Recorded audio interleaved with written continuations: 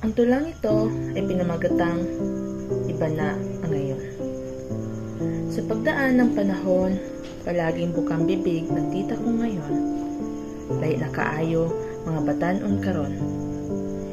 Hindi ko mawaring ngunit ako'y natutulala na pagtanto sa isang pangungusap na ang kabataan noon at ngayon ay may malaking puwang na sa pag-iisip, kilos, gawi, pati na rin sa pangarap.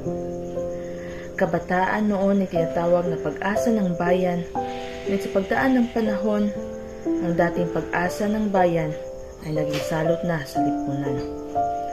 Mga kabataang nawala sa landas ng panahong binago ang lahat, mga teknolohiya, mga kapaligiran, pati na rin ang mga tao. Pero teka lang, hindi ko naman nilalahat para lang iyon sa natamaan ng salitang binitawan na nag-aasam na maranasan muli ang kapayapaan sa nakaraan. Nagmamano pa ba?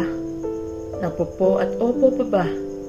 May respeto pa bang lumalabas sa bibig ng kabataang kadalasang pagmumura na lang ang siyang ginagawa? Mga kagustuhang hindi napapayagan sa mga hiling na sana ay hayaan at kung mapariwara ang rason ay napabayaan ng magulang.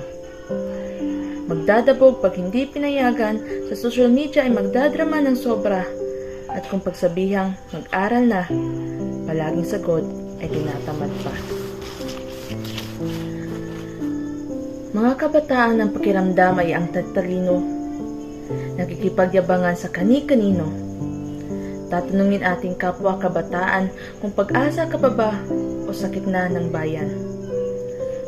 Sa mga proyekto sa paaralan ay nagrereklamo pa, ngunit pag-ambagan sa inuman ay palaging nag-uunahan na. Ano na bang nangyayari sa ating mga kabataan ngayon? Nawawala na sa daloy ng panahon. Isinilang ang kabataang iba sa mga nagdaang henerasyon. Ang mga dating pangmaryaklarang pananamit ay napalitan ng kukonting telang nakasabit. Ang tugtugang bogi at chacha ay naging kwentsa na. Ang panliligaw na dinadaan sa harana ngayon ay nagiging online at text na. Hindi man mababago ang mga nakasanayan dahil ito ay nakatatak na sa puso't isipan. Ngunit inyong pakatandaan at sana'y inyong pakinggan, mga kabataan, ang tulang itong sinimulan.